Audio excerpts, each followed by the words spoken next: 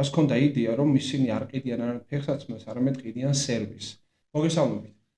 მე გახლავართ ლაშა დავითაძე, ბრიტანულ უნივერსიტეტის ასოცირებული პროფესორი. მინდა გესაუბროთ ზოგადად ორგანიზაციის კულტურაზე, რომელიც არის მომხმარებელზე ორიენტირებული. ერთ-ერთი საინტერესო кейსი გახლავთ ეგრეთ წოდებული ზაპოს кейსი, ცნობილი ამბავი. ეს იყო სწორხაზოვანი ონლაინ ფეხსაცმელების მაღაზია.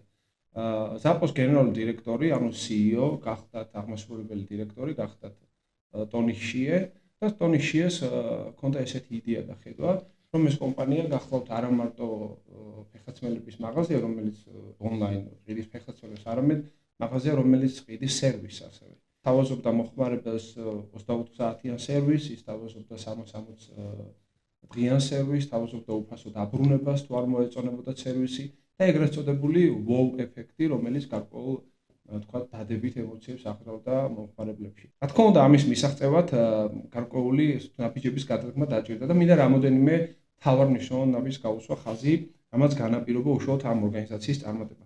პირველი გახლავთ ზუსტად ეს ღირებულებები, რომელიც ტონი შიემ დააწესა და ეს ღირებულებები ქმნიდა ზუსტად იმ კლიმატს, რომლის აღსრულების შემთხვევაში უზრუნველყოფილი იყო ზუსტად ეს მომხმარებელზე ორიენტირებული გარემო. ამის უზრუნველსაყოფად იყო სავალდებულო ერთთვიანი ტრეინინგი, რომელიც ეხმარებოდა კომპანიის თანამშრომლებს გარკვეული უნარჩვევების გამომუშავებაში. ხაზგასმა მინდა ასევე იმაზე გავაკეთო, რომ ამას შეიძლება გარკვეული დადებითი უარყოფითი მხარეები მოყვეს. 360-იან დღიანი სერვისი, 24 საათიანი მომსახურება და განსაკუთრებით ეს უფასო დაბრუნება თუ მომხმარებელს პროდუქტი არ მოეწონებოდა და ეს ეგრეთ წოდებული wow სერვისი, რომელიც რაღაც სურპრიზთან და დაკავშირებული იყო გარკვეულ ხარჯებთან, რა თქმა უნდა.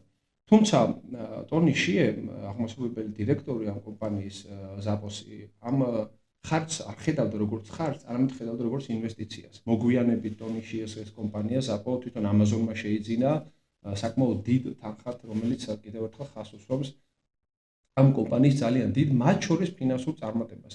ანუ ეს ინვესტიცია, კიდევ ერთხელ მინდა ხაზგასმით თქვა და არა ხარჯი, რომელსაც კომპანია სხვადასხვა რესურსის ხარჯით, მათ შორის ფინანსური რესურსის, ადამიანური რესურსის გასცემდა, რათა ორიენტაცია მოეხდინა მომხმარებელზე, დაუბრუნდათ მათ მომხმარებლის კმაყოფილების სახით, რომელიც რა თქმა უნდა ითარგმნებოდა იმ ფინანსურ წარმატებაში, რომელსაც კომპანია მიაღწია.